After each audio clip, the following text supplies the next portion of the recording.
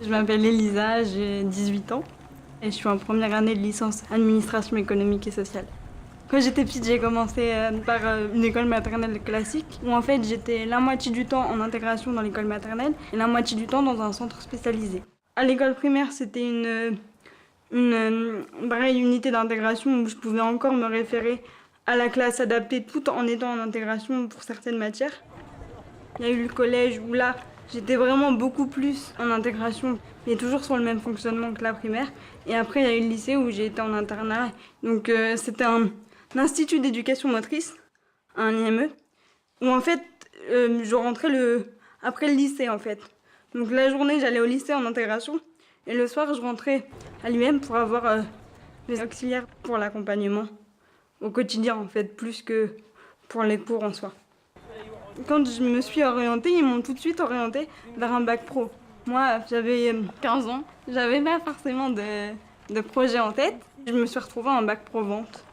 C'est vraiment pas une filière qui me correspondait. Enfin, non seulement par rapport au contenu, enfin, je m'épanouissais pas dans ce qu'on apprenait. Et en plus, c'était pas compatible avec mon handicap par rapport au stage. Ce qui était assez paradoxal parce que ils m'ont orientée là-dedans. Parce que soi-disant, ça serait plus compatible.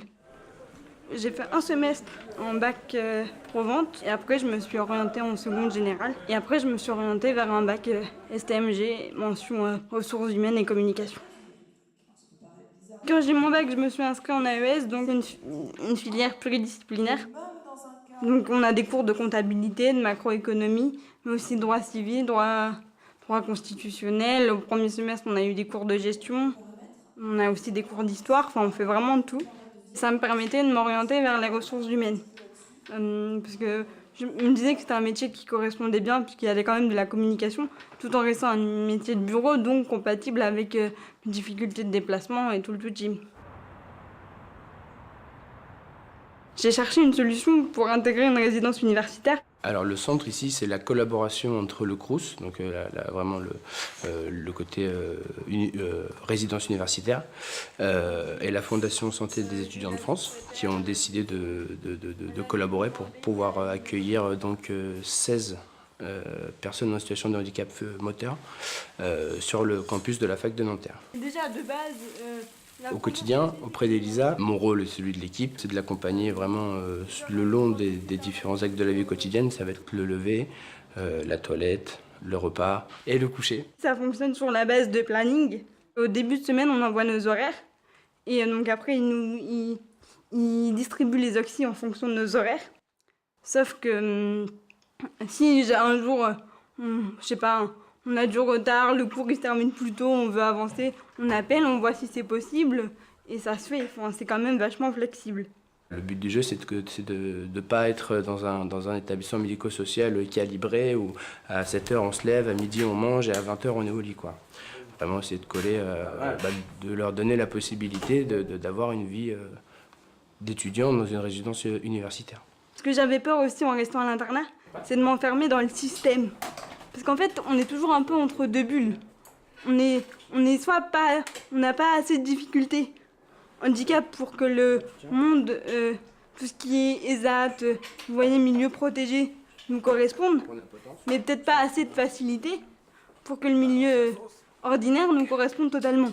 Donc il faut trouver un moyen pour se placer. Et en fait, j'ai l'impression que ça, c'est un compromis en fait.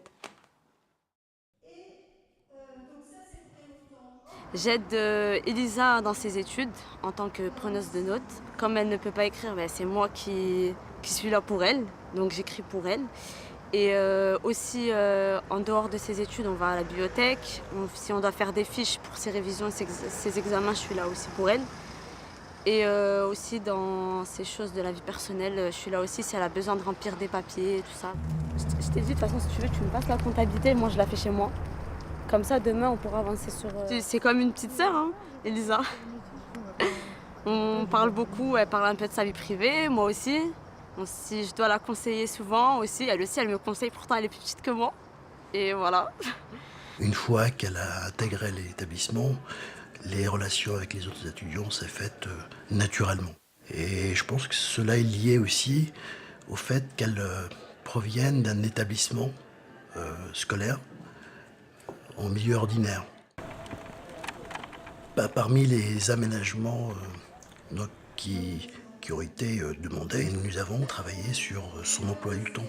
On a pu partitionner finalement ces modules d'enseignement. Donc certains, elle est présente en cours, donc elle est tenue à l'assiduité et elle passe donc le contrôle des connaissances à travers des exposés, des devoirs maison et surtout du contrôle continu. Et d'autres, pour qu'elle puisse aller à son rythme, nous avons demandé d'adapter son cursus et seulement passer en fin de semestre les examens. Et on a pu vraiment trouver une adaptation personnalisée.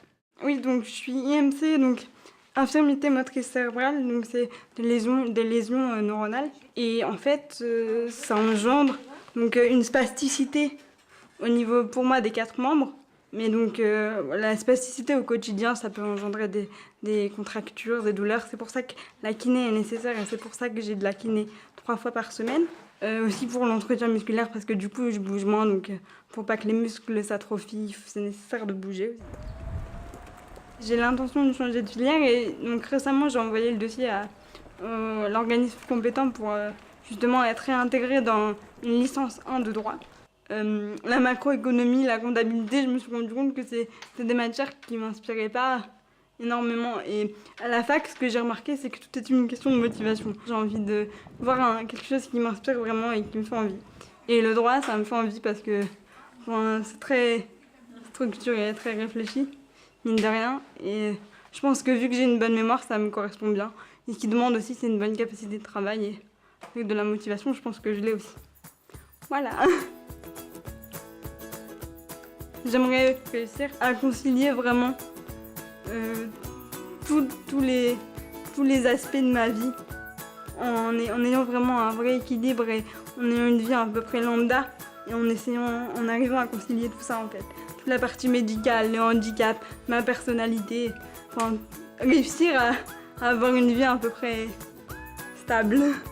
Et voilà, j'ai envie de profiter en fait. C'est juste ça.